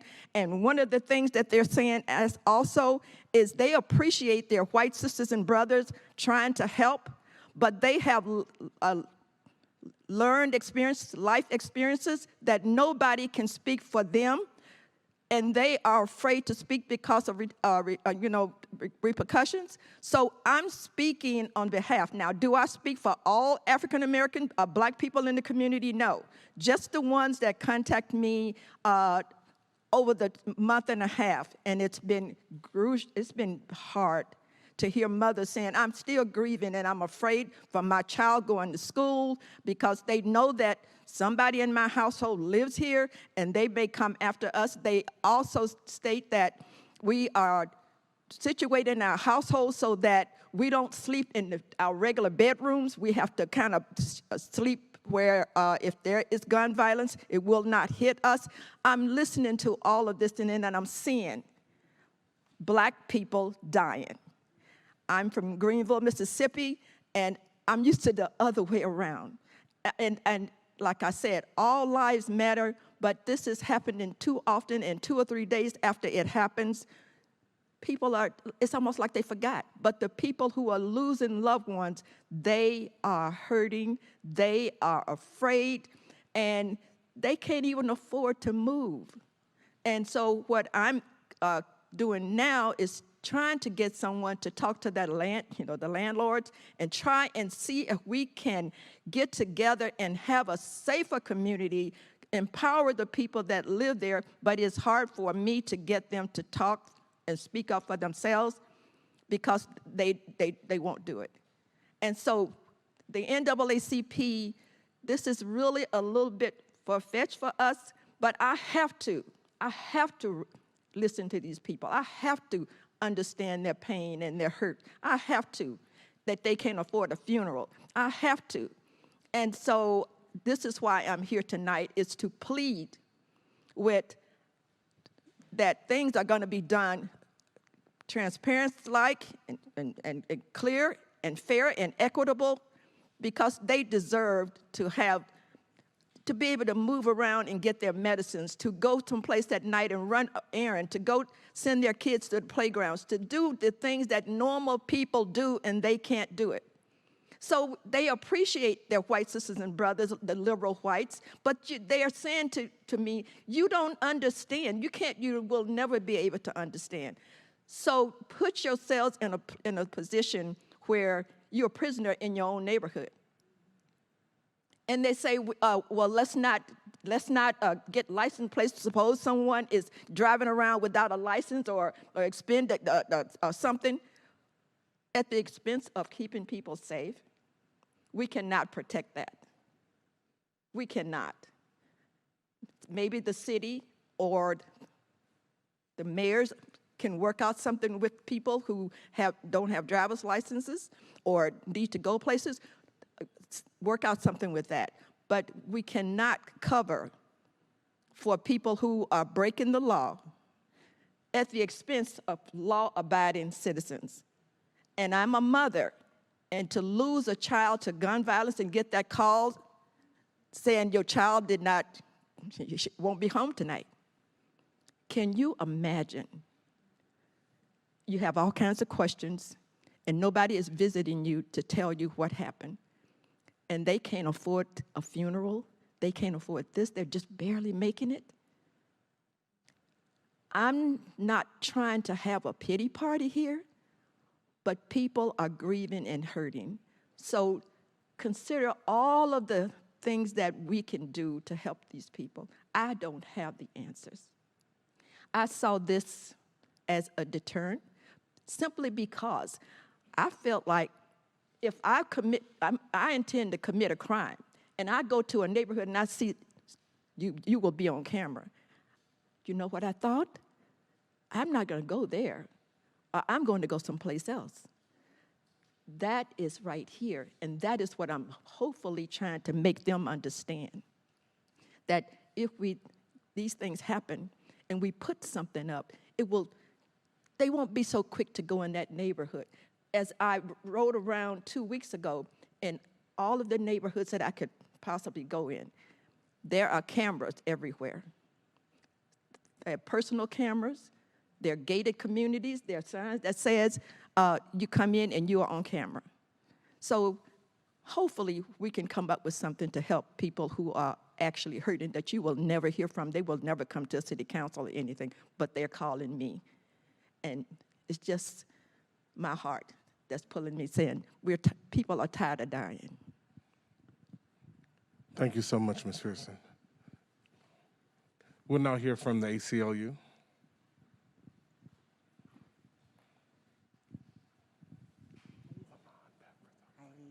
are you doing? Thanks so much.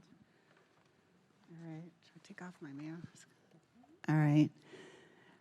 Okay, hi. ACLU of Champaign County wants to first of all thank Mayor Marlin, President Minnie Pearson, and the NAACP volunteers, Chief Seraphin, and all the city staff who've made this town hall possible.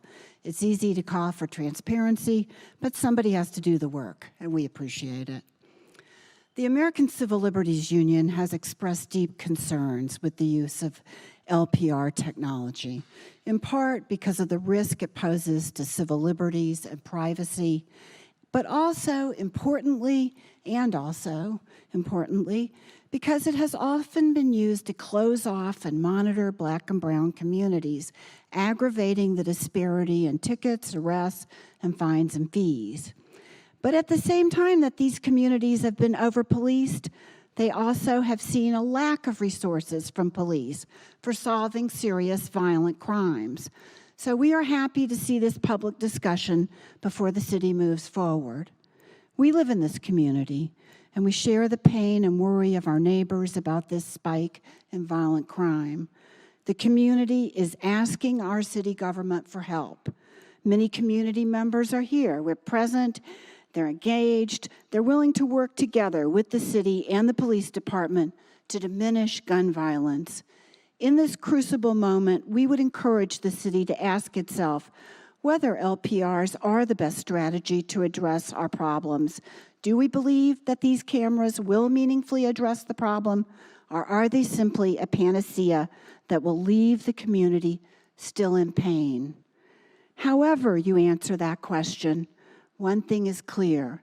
We must not let the resources that go to LPRs cut off the possibility for other community-based options. If Urbana decides to move ahead with license plate readers for a one-year trial period, we feel strongly that, 1, the draft police department policy regulating internal use must be clearer and stronger in order to protect the privacy of everyone who drives and parks in Urbana peacefully. We are working with the legal staff at ACLU of Illinois, and we intend to very shortly provide the police department, the NAACP, and the mayor and city council, and any other interested groups or persons, with specific language for policy revisions. We'll also post the suggested language on our website. It must be made perfectly clear, for example, that officers will be disciplined if they do not follow the policy rules. And we cannot support the adoption of the license plate readers without stronger safeguards in the policy. 2, the police department says it will not patrol and monitor the everyday activities of Black and brown communities. But once they have this powerful tool, how can we be assured they won't build a tech moat around Black and brown neighborhoods? The department should disclose the location of the readers to the public and provide timely updates if and when the locations change. 3, how will we measure the efficacy of the license plate readers? We urge the community and the city council, they represent us, to insist upon a yearly audit and public report that tells us, 1, the operating cost, 2, its efficacy, to what extent and how has it contributed to diminishing violent crime, 3, the outcome of the disciplinary policy. In general terms, has the police department disciplined anyone for infractions of the policy? And if so, what for? 4, for what other purposes has the police department used license plate data? Okay, and number 4 on our points, if Urbana decides to share our hot list with neighboring communities, it must be done without compromising our privacy protections. We should not share our data with any other law enforcement agency which does not abide by our policy. So those are our main points. Obviously, it's a community decision, and we will continue to work to protect the civil liberties of everyone in Champaign County. Thank you.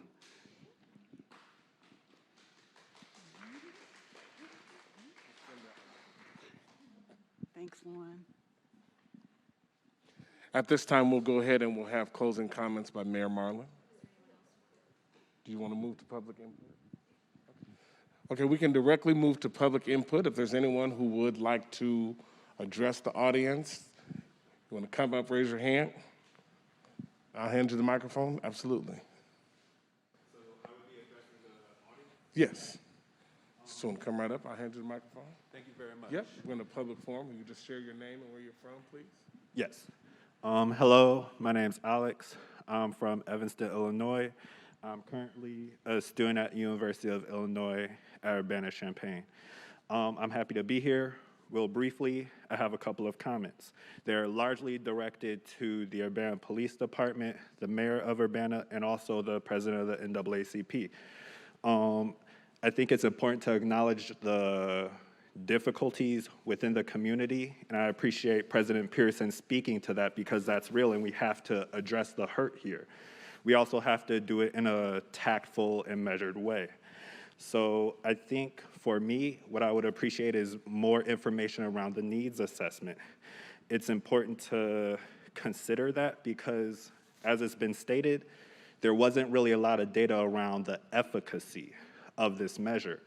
And if the importance of this is deterring crime or solving crime, then that should be front and center when we're discussing putting these cameras in place. When I think also of the NAACP specifically, I think it's important to discuss how this is a national organization and that there have been stands taken by other chapters and the Legal Defense Fund that are somewhat inconsistent with the stand of the local branch here, specifically in areas like Grand Rapids, Michigan, and Baltimore, Maryland. The main reason being around data. Without clear definitions of what success is, then this could easily become an issue. The final point, more so directed toward the mayor, is what I agree this could be one tool in a toolbox, but what other methods are being considered in terms of deterring crime? Generally speaking, we know who does crime, whether it's in Chicago, Champaign, Urbana, New York City. We know who commits crime. We know the context they commit crime in. We know the ages. We know the genders. What policies are being put to speak to these needs that's creating the difficulty in the community, that's creating the pain in the community? So broadly, I'm speaking as a member of the Ubuntu Project of Urbana Champaign. And again, it's not necessarily that this is the only policy, but it seems like so far that's the only policy. And we need more information, I feel, as a community before these can be put into place and called any type of success. Thank you.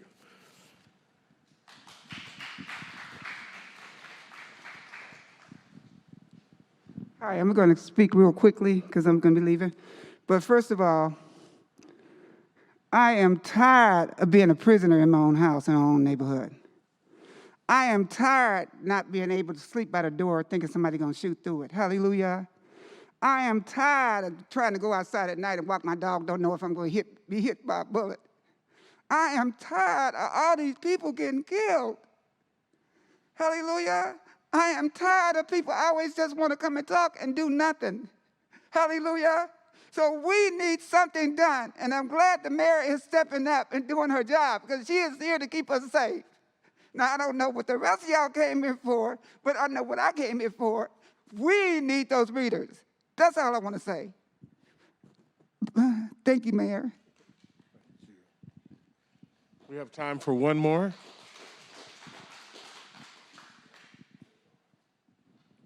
Hi, everyone. My name is Josie, and I'll be reading a statement on behalf of State Representative Carol Ammons, who wasn't able to be with us today, but I'll be reading on her behalf of her statement.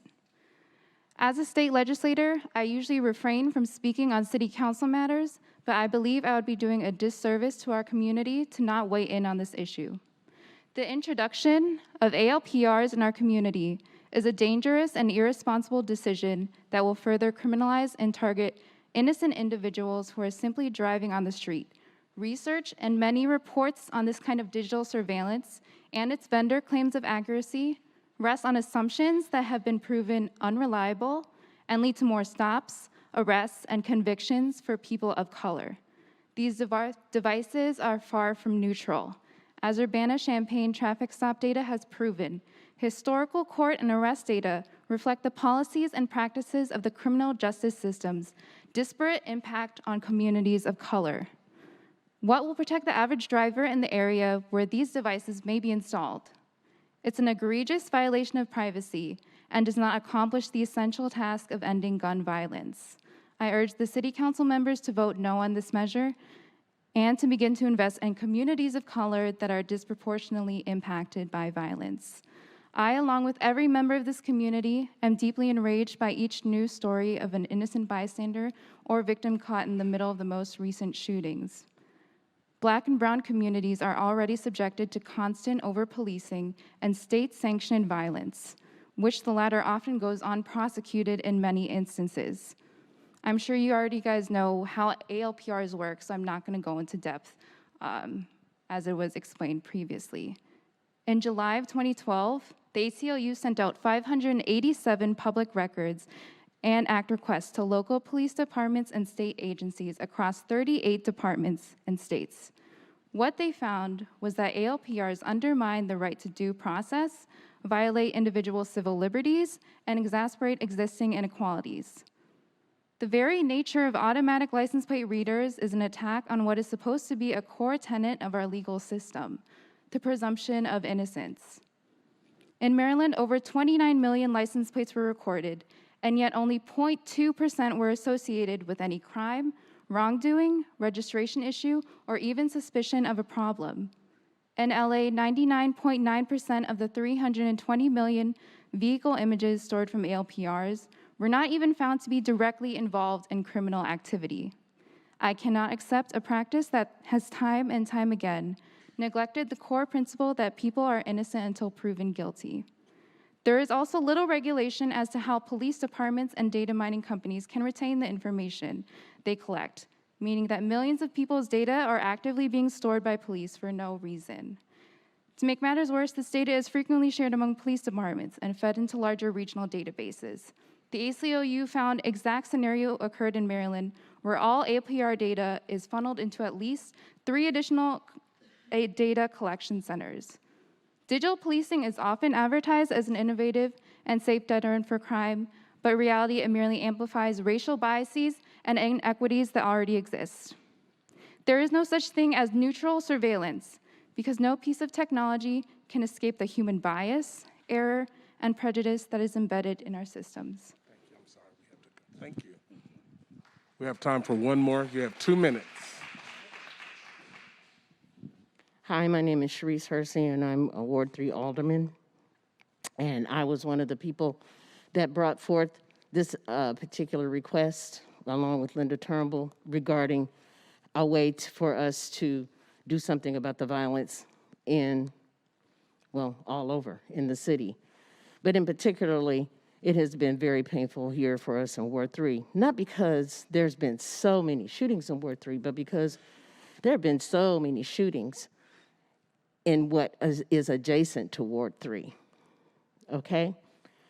And some people are, you know, I think being misinformed. We're using data that is not actually even, you know, so that you can get your point across. Of course, everybody wants to get their point across.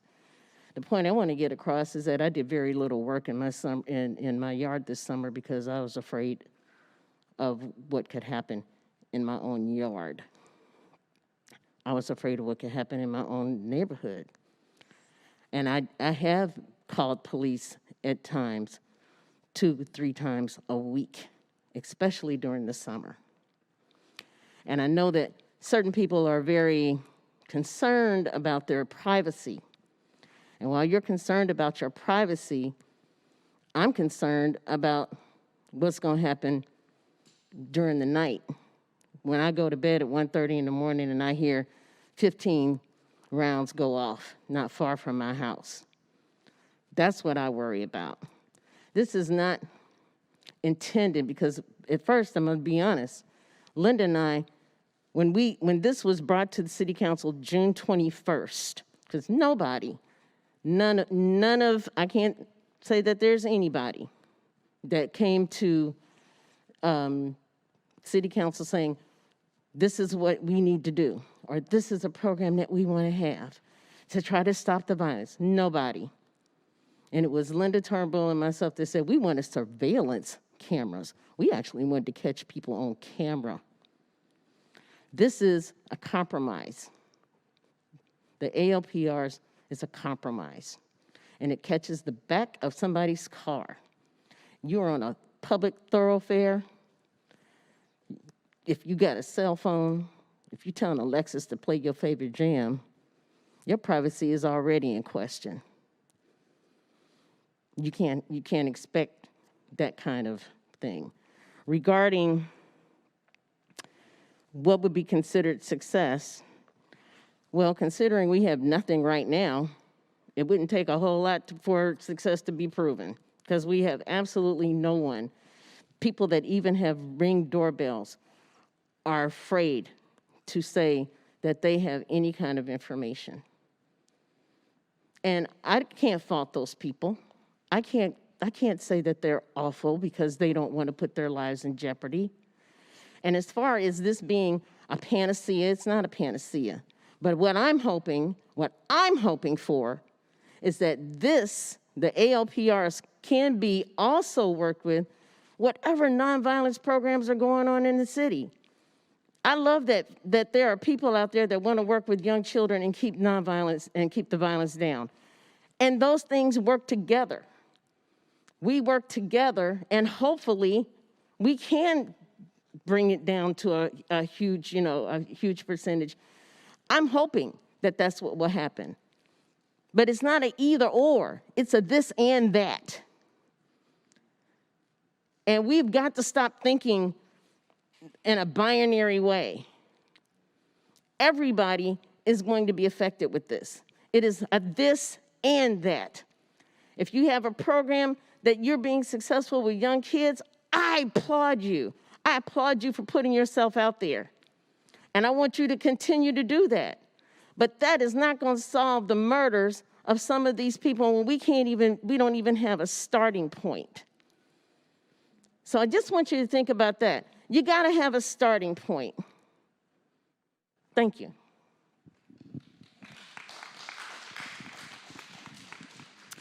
Thank you, everyone, for coming, and I'll continue the thought that Ms. Hersey expressed. This is not the solution to all the gun violence. This is not going to end all the gun violence. But what turned the table for me when I started thinking and even being willing to consider the use of these license plate readers was what we heard over and over again. Number one, the trauma that every shooting is bringing to our neighborhoods, the fear, the anguish, and the absolute sorrow that we're seeing in certain neighborhoods across the city. And we also heard over and over again, and it's different from shooting crimes and these shootings, is that people are either unwilling, unable, or too afraid to help police solve these crimes. And that's a big difference from most other approaches to crime in our city. You need people, you need technology, you need good old-fashioned investigation. But the fact that so many people are now so afraid to help try to solve some of these shootings is what I think these license plate readers can do. They can help fill in the gap to provide the information that people now are too afraid or cannot provide for us. And that's why I'm willing to consider them. This is a one-year pilot program. It will be audited. It will have oversight. We will be accountable. We will work with the community in a way that satisfies your need to know how they're being used,